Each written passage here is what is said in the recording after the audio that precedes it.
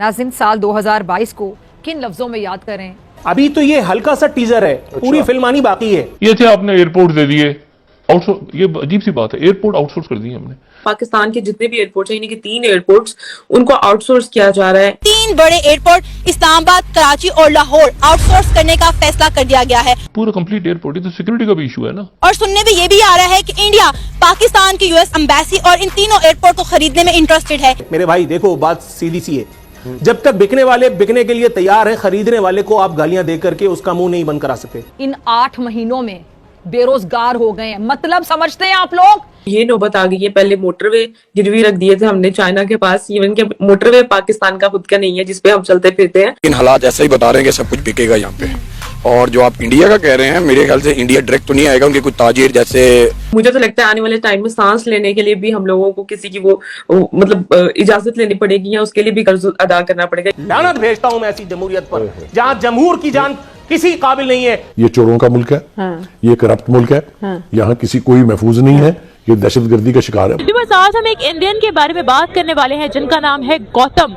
Second year clear करने के बाद अनफॉर्चुनेटली इनका आईटी में एडमिशन नहीं हुआ, लेकिन उन्होंने ये ठान ली कि मुल्क के लिए कुछ ऐसा काम लाजमी करेंगे जिससे उनके मुल्क का नाम रोशन हो, और ऐसा हुआ भी।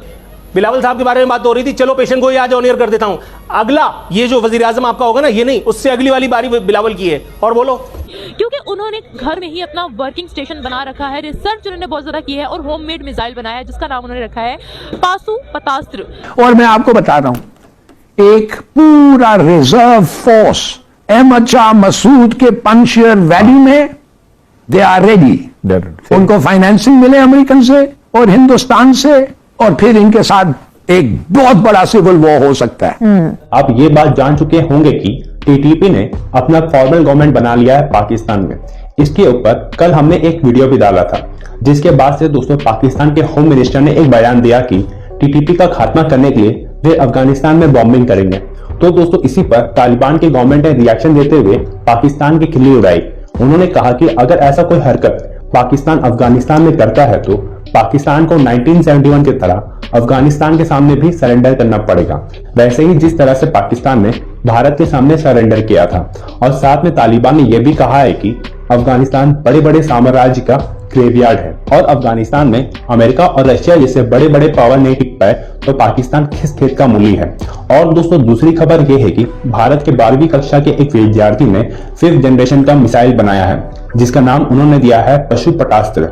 तो चलिए दोस्तों इसी पर पाकिस्तानी मीडिया और अवाम का रिएक्शन देखते हैं। आपको पता है कि बहुत क्राइसिस चल रहे हैं अफगानिस्तान और पाकिस्तान के दरमियान, और तालिबान की जानिब से एक स्टेटमेंट आती है कि अगर पाकिस्तान पर, यानी कि पाकिस्तान अगर तालिबान पर अटैक करता है या फिर अफगानिस्तान पर अटैक करता है, तो उनकी कंडीशन 1971 में जो कंडीशन हुई थी यहाँ पर, और सरेंडर करना पड़ा था पाकिस्तान की, मतलब जो भी एस्टेब्लिशमेंट थी और जो भी मुआहदे हुए, उस तरह का सिनेरियो दोबारा क्रिएट हो जाएगा अगर पाकिस्तान ने अफगानिस्तान पर कोई अटैक किया तो। इस वक्त जो पाकिस्तान के हालात हैं, जिस तरीके से पाकिस्तान इस वक्त बिहेव कर रहा है, जिस तरीके से पाकिस्तान के अंदर एक पॉलिटिकल सर्कस बनी है, जिस तरीके से इकॉनमी खराब है, उस पर कोई लतीफा सुनाया जा सकता है, कोई ऐसी बड़ी बात नहीं है। ये तो मेरे ख्याल में किसी तालिबान ने लतीफे बनाने वाली बात की है, क्योंकि वो खुद अपने हालात उनके देखें कि अभी तक उनकी एडमिनिस्ट्रेशन को किसी ने एक्सेप्ट नहीं किया एज ए रजीम।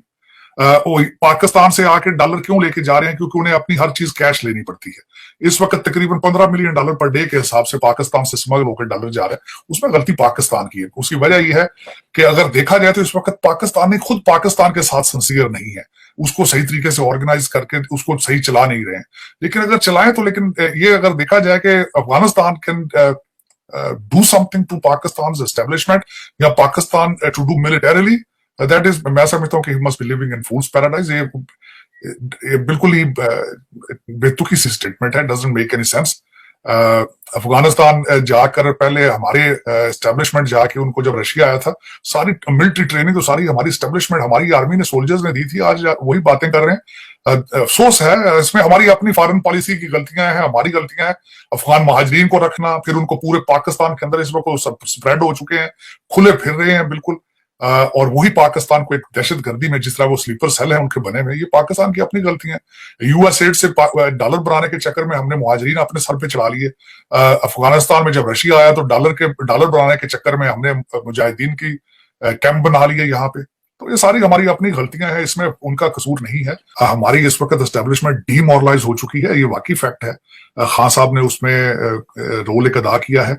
फिफ्थ जनरेशन वार बिल्कुल पाकिस्तान में अंदर, अगर कल को आप देखेंगे कि जब लोगों को वारफेयर पढ़ाया जाएगा आर्मी स्कूलों में, तो पाकिस्तान की मिसालें दी जाएंगी किस तरीके से फिफ्थ जनरेशन वार के जरिए पाकिस्तान के एस्टेब्लिशमेंट को डीमोरलाइज किया गया है। लेकिन इसको इस तरह भी नहीं लेना चाहिए कि 7 लाख पाकिस्तान की फौज है, सारी की सारी जो है वो शहरों के अंदर नहीं बैठी है, या शहरों के अंदर वो सारी की सारी बैठ के वीडियो रिकॉर्डिंग नहीं बना रही लोगों की। कुछ लोग बॉर्डर पे भी बैठे होंगे और लड़ेंगे भी, अदरवाइज कंट्री कब का खत्म हो जाता है, चीजें चल जाती। वरना मैं एक और मिसाल देता हूँ, अफगानिस्तान ने क्या करना, अगर इतने हालात बदतर हो चुके होते तो अब तक इंडिया ही हमारे साथ कुछ कर लेता, लेकिन हालात इतने खराब है नहीं है। आज हम एक इंडियन के बारे में बात करने वाले हैं जिनका नाम है गौतम।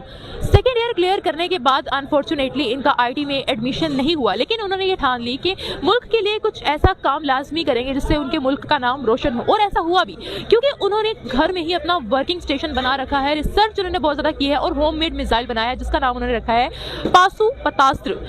उनका इंटरव्यू भी लिया गया, उसकी एक वीडियो दिखाएंगे हम लोगों को, जानते हैं उनसे उनकी राय कि अगर पाकिस्तान के साथ कंपेयर किया जाए इंडिया का नॉलेज, इंडिया की एजुकेशन, तो क्या कहना चाहेगी पाकिस्तानी अवाम, जानते हैं हम लोगों से। मेरे साथ रहे। इंडिया इस वजह से आगे है कि उनका जो नौजवान है वो उनके पास है, और जो हमारा जितना भी नौजवान है, जितना भी स्टूडेंट है ना, वो सारा जाके बैठा हुआ है। ठीक है, कैसे मुल्क के हालात स्टेबल होंगे जब आपका यहाँ पे यूथ ही नहीं आपके साथ रहेगी, तो वो कैसे स्टेबल करेगी इस मुल्क को। बात पता क्या है, नौजवान उनके भी बाहर हैं, लेकिन उनके नौजवानों को वो लोग खुद बाहर अप्रोच करके बुलाते हैं। उनके रेमिटेंसेस, इंडिया के रेमिटेंसेस आप देख रहे हैं कितने ज्यादा बढ़ गए। आप मुझे ये बताएं कि सऊदीया ने जितना सऊदीया एक साल में अपना पेट्रोल या तेल निकाल के बेचता ना, उससे डबल इंडिया ने अपना सॉफ्टवेयर बेचा है।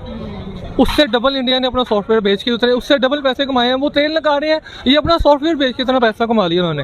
तो टेक्नोलॉजी, हाँ जी, यहाँ पे एजुकेशन ही नहीं है। यहाँ पे आप किसको एजुकेशन कहेंगे? हर दूसरा बंदा तो यहाँ पे जाहिल है, उसको पता नहीं है कि पॉलीग्राफिक टेस्ट क्या होता है, उसको तो इससे भी नहीं पता, उसको बंदा क्या करे। हमारे इस वक्त हाल तो इतने को बूढ़े हुए हैं, हम काफिर हैं, जो काफिर हैं उन्होंने हमारी आदतें अपनाई हुई हैं, तो इससे बंदा यहाँ पे क्या करे। सर, हम इस तरह से किसी को काफिर भी नहीं बोल सकते। हमें, आपको पता है हमारे मजहब में ये भी अलाउ नहीं है कि हम किसी को उसके मुंह पर काफिर कहें या किसी को इस तरीके से। ठीक है, लेकिन जिस तरह की ये हरकतें हो रही हैं, हाँ देखे ना, मुस्लिम यूनिटी में इत्तेहाद ही नहीं है, इनकी तो आपस में इत्तेफाक नहीं है, तो हम इनको क्या समझे। यहाँ पे तो दो बंदे अगर किसी को मारे होंगे तो वो तीसरा कहेगा यहाँ मैं सामने गुजर जाता हूँ, मैं क्या करूँ यहाँ पे। ठीक हो गया। अगर हम उनकी यूनिटी की बात करें, इंडिया की बात करें, तो सर आप क्या कहना चाहेंगे। आपको पता है इस वक्त दुनिया के तकरीबन 5 मुल्क है जिनके प्राइम मिनिस्टर इंडिया से है। ठीक है, प्राइम मिनिस्टर और अगर प्रेसिडेंट्स को मिलाकर बात करें तो दुनिया के 10 ममालिक बनते हैं। पाकिस्तानी ओरिजिन का एक प्राइम मिनिस्टर मुझे बता दे बाहर के मुल्क में। पाकिस्तान का तो मेरे ख्याल से कोई भी नहीं नजर आएगा। पाकिस्तान की वैल्यू ही हमारी इतनी अच्छी है कि हम जहाँ पे भी जाएं तो हमारे साथ ऐसे डिग्रेड और 3rd डिग्री का हमारे साथ टॉर्चर किया जाता है कि हमें लगता नहीं कि हम इंसान है। पाकिस्तानी को तो वो इंसान ही नहीं समझते। स्पेशल चेकिंग होती है। हाँ जी, स्पेशल चेकिंग साइड पे जाके करते हैं। वो मुस्लिम ममालिक में भी होती है, दुबई भी करता है, सऊदीया भी करता है। दुबई सऊदीया करता है, वो आपकी बात ठीक है। वो उनको पता ना कि हमारी क्या औकात है पाकिस्तानियों की, कि ये कहाँ पे किस चीज़ को बिलोंग करते हैं। 3rd डिग्री का टॉर्चर है।